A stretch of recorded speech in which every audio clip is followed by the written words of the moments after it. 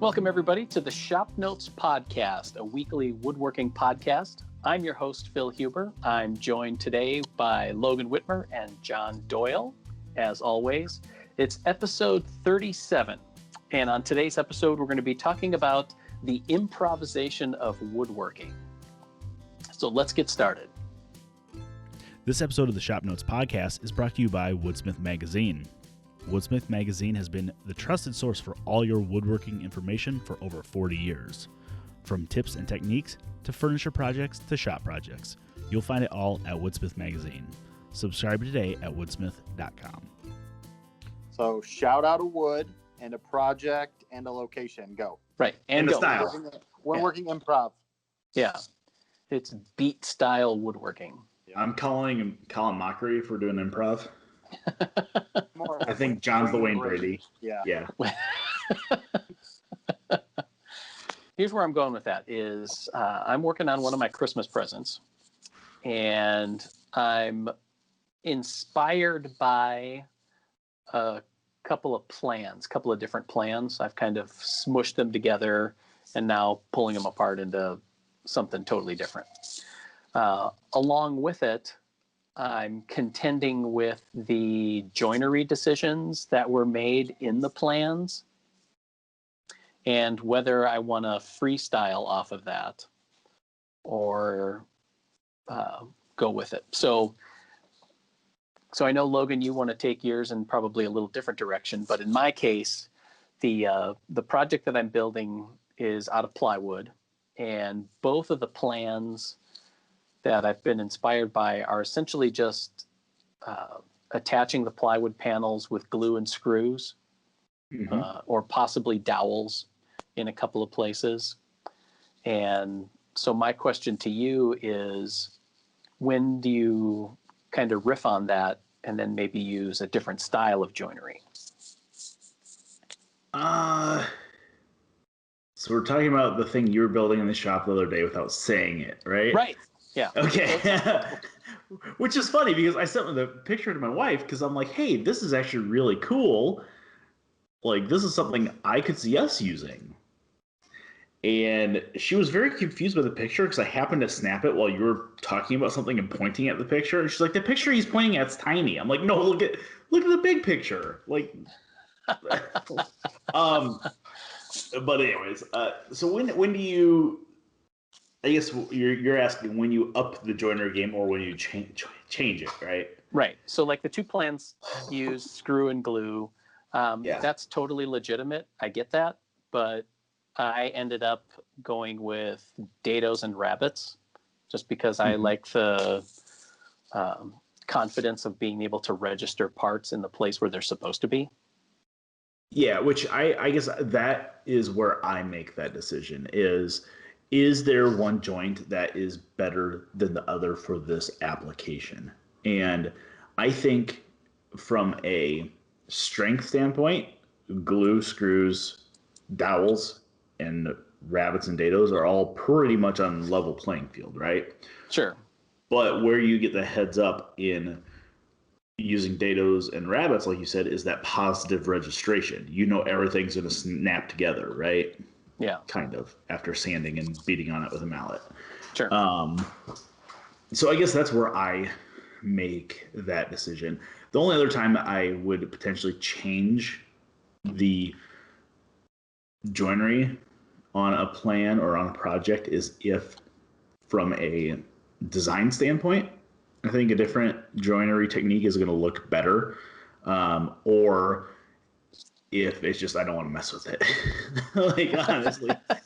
So, I mean, and where I say that is some of the recent projects that that Mark Hopkins, our shop craftsman, has built have had large mitered cases. And every time I walk in there, you can tell when he's working on a project with mitered cases because his eyes are just about this big around and he looks like he's ready to stab something with a chisel. So like in an application like that, like I understand the aesthetic choice of saying, hey, I'm gonna design this in miter so I can have continuous grain all the way around. You have a seamless joint there. Personally, if I was building that, let's use the LP console that I'm sure John's sitting at right now. Yep, I'm sitting here at it. Yep, and it has mitered joints. Personally, I'm not going to miter those joints. I mean, at that point, I would rather just dovetail them. You know what I mean? I'd rather not fight it. So to me, it's an aesthetic choice, but it's also a functional choice. Is one going to function better than the other, either during use or during assembly, such as the Dado and Rabbits, or is one of them going to look better, in my opinion? Yeah. Or is one of them going to be pain in my butt like miters? Yeah, I'm kind of in Phil's corner as far as when it comes to gluing and screwing joints versus Dados, Rabbits, that kind of thing. Because I just in the assembly process, I like what you said is registering the parts. They're going where they're supposed to go. There's not anything moving around or shifting as you're assembling it. And so even from a assembly process, it's a lot better, even more than just a functional and aesthetic type thing, where I'll just go to that much more work to do that just for my peace of mind. But Yeah. I mean, I've been known to glue and screw butt joint stuff if it's for like somebody that I hate. Like, no, not that I hate this. I don't really care about. Like, I don't care about you. You're the guest book attendant of my wedding, so you can. But isn't that the job you give somebody you don't really like? Is they're the guest book attendant? Right. Your wedding. It's like, I don't really like you here, but I have, like, you're a second cousin. I have to give you something. So Yeah. So that you don't offend an aunt or something like that. I don't know. That's just what I've always thought. So if one of John's family members are listening and they got a project that was butt joint and screwed together, I don't think it happens very often. here's your sign. Yeah. Or you were the guest book attendant at my wedding. I don't remember who that would have been, but sorry. Well, and I guess there's a point where I guess it doesn't really matter either. You know what I mean? Like, if it's a hidden joint, it doesn't really matter. I'm just thinking off the top of my head. I'm working on all day today after I got out of the video studio. I've been working on doing callouts on a grandfather clock we're building, and there's a riser box that goes on the bottom of it. It's basically a hollow four-sided box that the entire clock case sits on. Okay, and the front and side trim are mitered together, so you have that continuous grain. Sure. But then the back is just slapped in there, and it's butt joints, and there's not even any screws. It's just glued onto the back of it, which is completely functional in this instance. You know, you don't see it. No reason to put screws in there because you'd see the screws through the side of the case. So you know, there's a point where I guess in joinery, it's like, why go the extra step when it doesn't matter? Yeah. You know, like, why put that in a why do a tongue and dado joint back there when functionally it doesn't matter? I mean, it might make the parts click together a little bit better, click together, air quotes, but doesn't matter. Yeah. Because here's another question that's related to it. And I remember, I think I did a Q&A on this a number of years ago. We had the question of, on some of our plywood pieces where we put a face frame on, we'll just basically stick build the face frame onto the plywood case. So 2 questions. Would you use some kind of a joinery method for the face frame? A. B, do you use some sort of a joinery method to attach said face frame to the case, whether that's biscuits or splines, or, you know, and then on the face frame itself, do you go the full mortise and tenon? You just stick build it, pocket screws, you know? I always attach face frames to each other. So I build a face frame assembly, and then I glue that to the case. I don't generally use biscuits or dowels or anything. Usually it's glue and some pin nails. Okay. Just just to hold it in place. I like having some sort of connection between the rails and stiles on a face frame.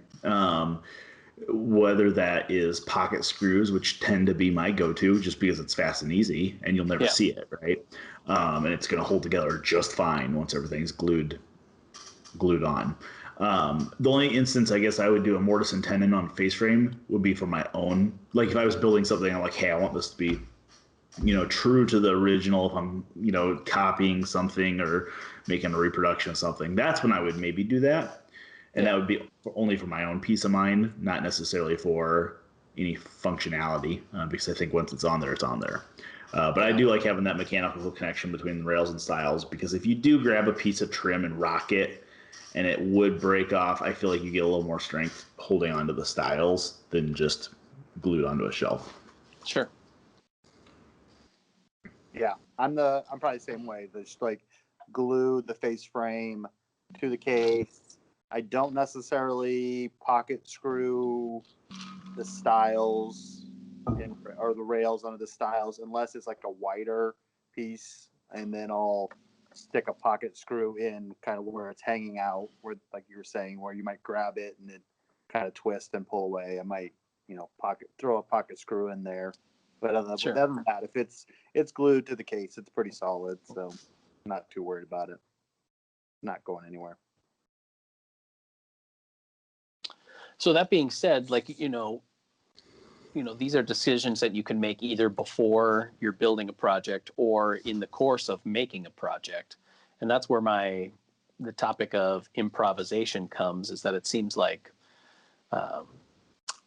especially projects that we've come up with out of our own head or were inspired by something else, that they're, you can follow a plan or develop a procedure or something, but at some point, it feels like you go, I don't know, you start improvising, not in a bad way where you're compromising something that's going to change the functionality of it, but you're going to freestyle a little bit. Yeah. On that note, I'm building a little bookcase at home in the garage. And I knew that the general size is going to be like 40 inches tall and 30 inches wide and 12 inches deep. And as I'm like kind of laying this out and designing it, I realized if I make it 38 or 39 inches tall and 28, 29 inches wide, I can get all of my parts out of 2 8-foot boards, where if I would have just gone from the original dimensions, I would have had to bleed over into another board or several other boards and have a lot of waste. Whereas if like I'm planning this out and, seeing what the lumber is, and same thing when like you're designing something maybe to fit in all one sheet of plywood or that kind of thing. So kind of laying things out to be the most efficient when the finished size doesn't really matter, as long as it's kind of close to what you were planning. You might be able to get, save quite a bit just by shrinking it down a little bit to fit, dimensional lumber or the materials that you have. So kind of fits with what you're saying. Yeah. See, and I guess I'm kind of different, because if I'm building a project, contrary to how you guys see me work, which you guys might not believe this, I like to have everything planned out up front. You know what I mean? Like, just thinking about the last couple big projects I've built, which would be the poker table, sleigh bed. I have some nightstands that I haven't finished, but they're in there. I like to have everything at least worked out in my head, how it's going to go. And I guess it's very rare that I actually change something from how I planned it. You know what I mean? Like, the one instance was that poker table. I was planning on biscuit joining all those miters together, and it just, after I got everything there and sort of looking at it, I realized that they were not going to be strong enough. So that's where I changed something like that. But from a, turning standpoint, which I've been doing a lot lately, it's funny, I had all these ash bowls sitting here. I turned all of these things in like one day, and it's interesting because these, 6 of them here, everyone's a different shape.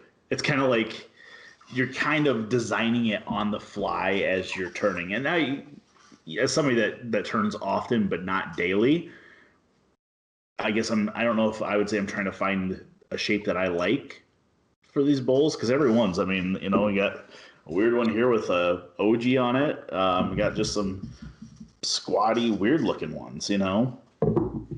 As somebody that doesn't turn all the time, I guess I don't have that production turner shape that I've recreated hundreds of times. So I guess that's where I do kind of, I'm gonna be artistic about this and not stay freestyle. That's where I let the wood tell me what it wants to be. Right. But, and what catch you need to remove. Exactly. Yeah. Or what crack or what, you know, stupid thing you need to get out of there. But yeah. But I don't think there's, that being said, I don't think there's anything wrong with, in the middle of building a project, changing something. You know what I mean? Yeah. Like whether it's changing a joinery technique or a material or just changing the process that you planned out, but now you're going to do differently. Yeah. Because I was, you know, like we've done that, and that's part of the theme of like the last 2 seasons of the TV show that we've had, is taking projects and the existing plans for them and then riffing on it and coming up with something a little bit different, and how easy that is when you have plans to start with. So it's like, I kind of look at it like cooking a little bit, because I do a lot of the cooking for my family. So, and they routinely ask me, knowing the question, like if I made something, if I followed the recipe on it, because I didn't. You know, I usually am inspired by a recipe, and if it's like a bakery item, then I'll follow the recipe because that's a little bit more chemistry. But, you know, things like soups or, you know, a 1-pot meal or something like that, it's really easy to start making substitutions on it. And in the same way with woodworking, I'll often take plans and use that as a launch pad for, you know, changing the size to suit the space that I have for it. Or like John, you know, I have a given amount of wood that's kind of squirreled away, you know, say all of this quarter sawn white oak matches, and that's all I got. So if that's the case, then you kind of work around that and then change something to fit. Yeah. But I guess that's more on the upfront, right? Like that's not necessarily in the middle of building the project. Like that's something you know as you're doing your mental planning. Yeah, that's true. And so I guess that's where I guess I'm seeing a difference, because you know we have the mental. At least myself, when I go to build something, I have a mental checklist. Like, you know, hey, here's what I need to cut parts wise. Here's how I'm planning on joining them. Here's you know, kind of where I'm hoping to get today and then tomorrow and yada yada. Rather than you're in the middle of a project, you have parts cut and then you change something. Right. So yeah, which I guess that can be the changes in the middle of a project can be because of a mistake. sure. Yes. Or it could just be an epiphany moment where you say, hey, you know what? If I do this instead, this happens, and I like that better. Right. And I guess that's where I'm going, is that there's the part of a project where, you know, you get that epiphany that, you know, hey, instead of a frame and panel plywood door, I'm going to go with, you know, something else. Yeah. Yeah, I've had quite a few surprise changes in my woodworking where it's like, whoops, I wasn't supposed to put that joinery here or this rabbet there. I guess I'm going to have a walnut inlay there now. It's a feature. Yeah. So. Which is funny because, like, in the turning world, you know, a couple of the turning classes I've taken, everyone says, oh, you know, if you blow out the bottom of the bowl and you go into your chuck, you just put an inlay in the bottom. But everybody knows what happened. You know, Right. Everybody secretly knows what happened. But. Yeah, we've had a few of those filming for the show where it's like, oh, this mortise was supposed to be a different size. Well, now we're going to do something a little different here and just keep working. And so it happens. That's part of woodworking. Yeah. Well, it's funny. Dylan's building he's building a Roubeau style bench right now. And I was in the shop yesterday. He's like, well, that didn't take long. I was like, what? And he's like, well, I just drilled all these mortises in the wrong spot. It's like, you know what? Peg it with pegs and re-drill it. You know? Yeah. It is what it is. Part of the process. Yeah. So, Logan, what have you been turning recently? So I have these ash bowls sitting in front of me. I got 6 of them. I'll show those. This week last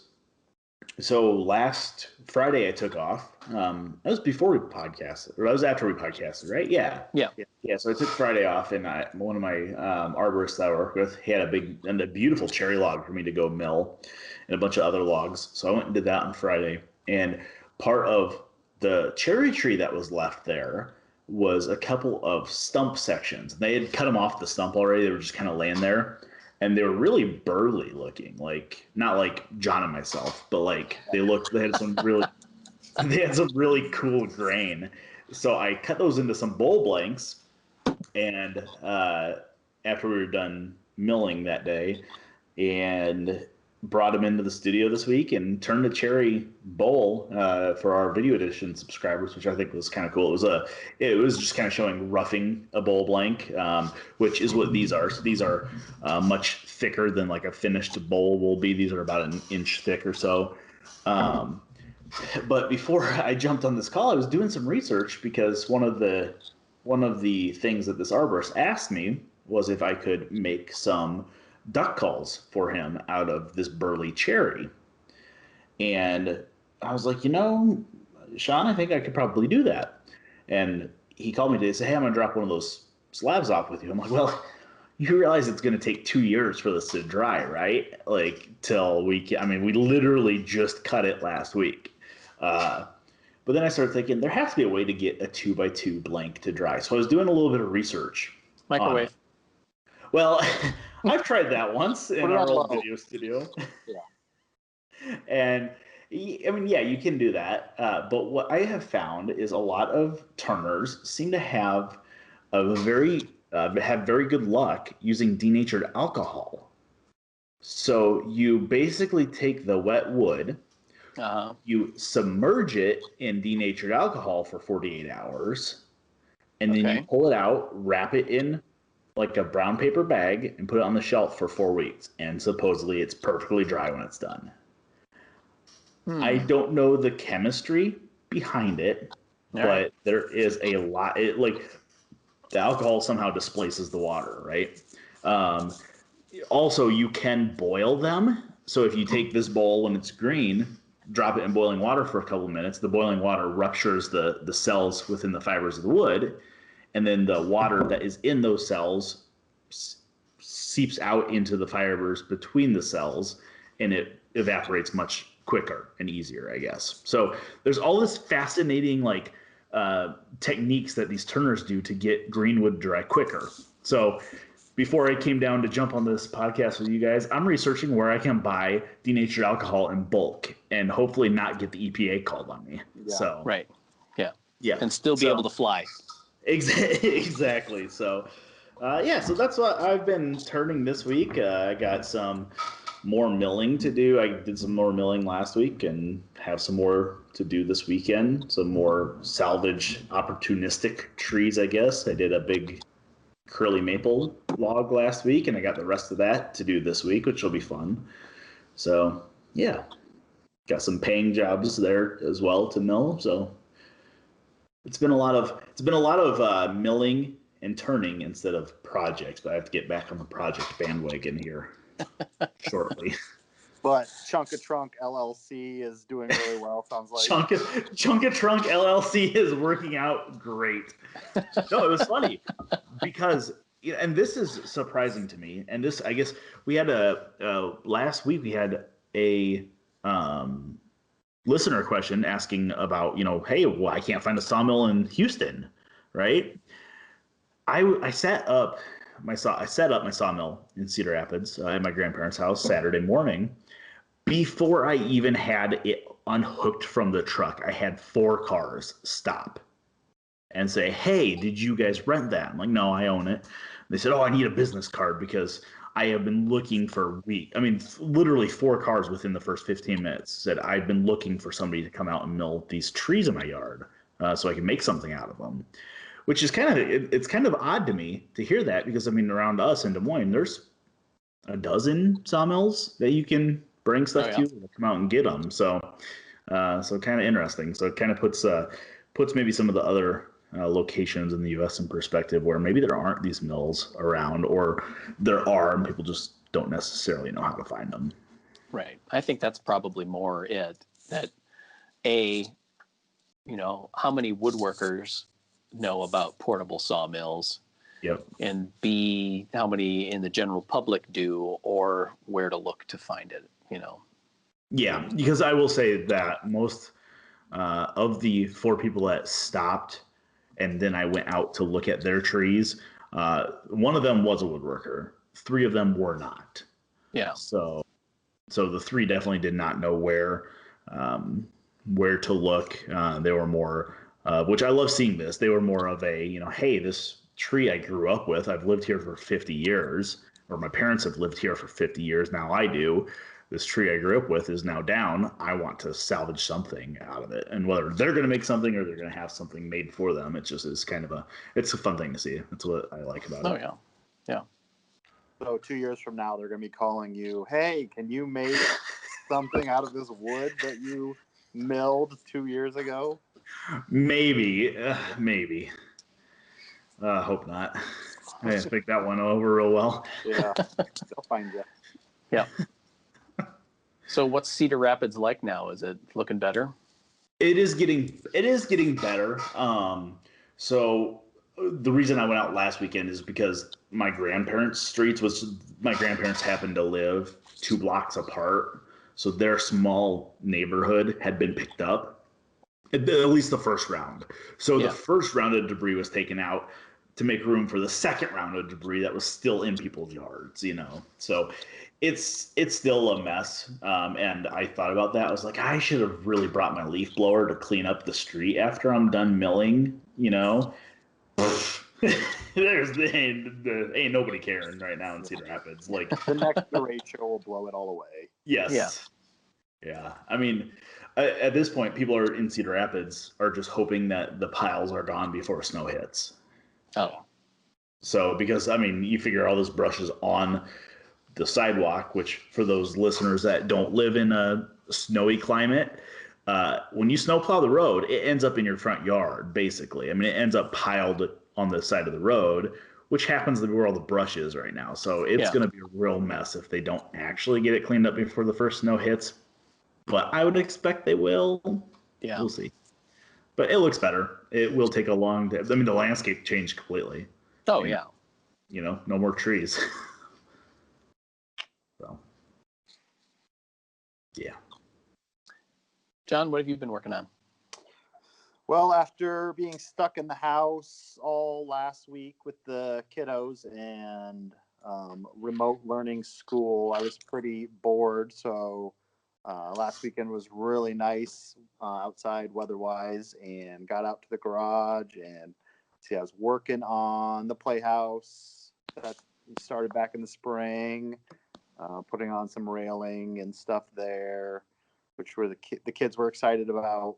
So they get excited anything new gets put on the playhouse. So they were playing in that a lot, and so they were underfoot and picking up all my scraps and wanting to build stuff. So they were finding little 4x4 chunks and like, "Dad, let's make this into a pumpkin." So then I was distracted with that, and they were sanding these little blocks of wood and painting them orange and put little stems on them and that kind of thing. And then I mentioned building a bookcase. A couple weekends ago, we were at some antique store, and my wife saw this little shabby chic bookcase, and I opened my mouth and said, "Well, I could build that." So where my mouth is, and building a little Strong bookcase. So, and he will have 5 times the amount of money into it than just buying it. With more time. It's like, if I just would have paid that small amount of money, I would have freed up a couple weekends, and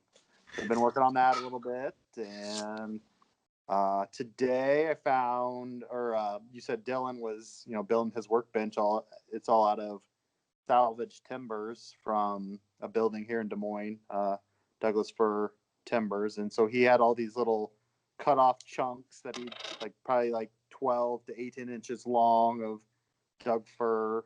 So I was pulling those out of the garbage can and resawing those. I could build a little toad out of this or something. So that's another To be thing. fair though, they're super nice. Yeah. Oh, yeah. It's some old growth stuff. It's really tight grain. I did the same thing. I looked at it. I'm like, I'm gonna let some other hobo get that out of the garbage. Yeah, so John was the there it hobo. is. Tight grain, and then you resaw it open, and it's just beautiful straight grain Douglas fir. But there's not much of it, so kind of like what we said, just kind of improvising here of what I can make out of this, wood. There's a lot of stuff to resaw here, but it's nothing longer than 15 to 18 inches long. So make little boxes or totes, Yeah. Well, it's about the same size as that redwood I reclaimed. So house or lanterns or stuff like that. Something small, something gifty, But just make sure that as you're sanding away that lead-based paint, you're sniffing. Yeah. The other thing is there was a lot of nails. The stuff that he cut off, there's some nails in there, and so we'll see if I can avoid that. But there's some good stuff here to work with. So that's a impromptu project that I wasn't planning on, but it's I can't let this go to waste. Which is funny because John's not generally the one I see diving for scraps. No, usually it's never. Phil or myself. Yeah. Yep.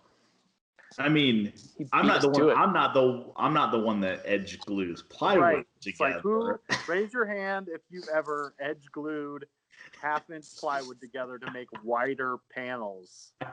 Anyone? Oh, for the record, Phil. I am not ashamed. I'm not ashamed of that. I will maximize my plywood in order to get. We were in the shop this pieces I morning. need. We were in the shop this morning, and John's like, "Logan, is this yours?" I was like, "Oh, you think I'm edge gluing plywood together?" I was like, "You know whose that is? That is not mine." I cut all these pieces of plywood down to fit into my car. Now I'm gluing the plywood back to the original size or something. But, They were leftover reason you pieces of can't plywood. Yeah. So, you know what? And there's nothing wrong with it. It's just funny. Yeah. Although, have you ever edge glued MDF? Edge glued MDF. Yes. Okay, fair enough. I've planed MDF down. Yeah, I worked with a cabinet maker, woodworker here in town. He needed some help on a project for the University of Iowa for some of their locker rooms in the athletic facilities.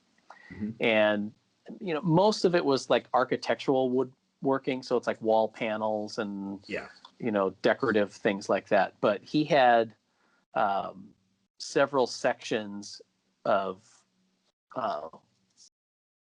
paneling that he needed to put together that was 8 or 10 feet long, and it was going to end up being 30 feet wide or something.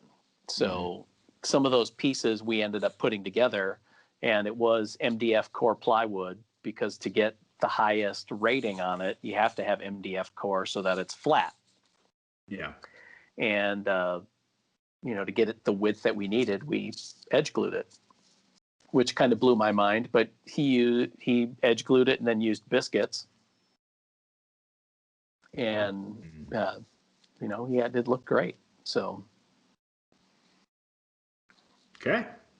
So not for a project on my own, but yes, I have edge glued MDF core plywood. I was just thinking, I looked over to my workbench or my outfeed table. There's a ton of crap stacked under it. One of them is a tool tote that I got from you, Phil, that I think Brian Nelson built. It's out of quarter sawn Douglas fir, right? It's that fold out one with the lids. Oh, yeah. I think that would work well for John's stuff. Yeah. And I think you could actually scarf joint some of that stuff together to make it longer. I Maybe. I'm kind of feeling like what's the biggest thing John can make out of this block of fur? Yeah. Right. Like, how far can he stretch it? Yep. I'll take that challenge. It's like, what can you make with a 8-foot long 8x8? Build the biggest thing you can. There we go. Yep. Maybe a boat. Maybe. Well, Phil, what are you So, working on? I have a kind of a Christmas present going on. That's the one that's occupying my time right now. And I'm going to be sticking with that, see if I can finish it up. I've kind of lost interest in a couple of my other projects, and mostly just from time, a time standpoint, just not having the shop time to do it. I just need to make the time to get back at those. But can't say what they are right now. But yeah, I mean, to be fair, we've had a lot of, between trying to get video work done, magazine stuff. I feel like I've been lacking shop time too. You know what I mean? Because it's like weekends have been other stuff, and my real shop time has been on camera, which isn't real. I mean, it's shop time, but it's not real shop time. It's not relaxing shop time. No. So. Yeah. After we get the next issue out, we'll have a lot more time. We say every issue. Yes. The publishers lie. Yes. So. But I must say, I mean, I'm not going to give your secret away, but the project you're working on is not something that I would have thought about.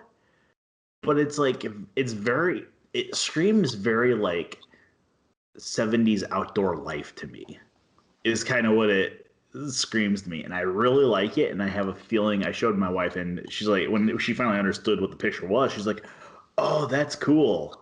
So, see? That's what I'm telling you. So John, you know what it is? No, I don't. Okay. So on YouTube, guess what it is in the comments below. Right. Based on the clues so far. Right. Yep. 70s Wrong outdoor answers. life. Yeah. Edge glued plywood. And go. What could it be? Yeah. So real quick, Phil, while you mentioned edge glued plywood again, have you ever had an issue where I don't want to say you see the joint, like if the panels are a little uneven and you go to sand them, have you ever sanded through the face veneer doing that? Oh yeah. Okay. I thought you were going to say no, and I was going to tell you suck. Yeah. No, I've done it only on times where I knew I was going to paint it. Otherwise, I'm taking some pretty great pains to keep it aligned.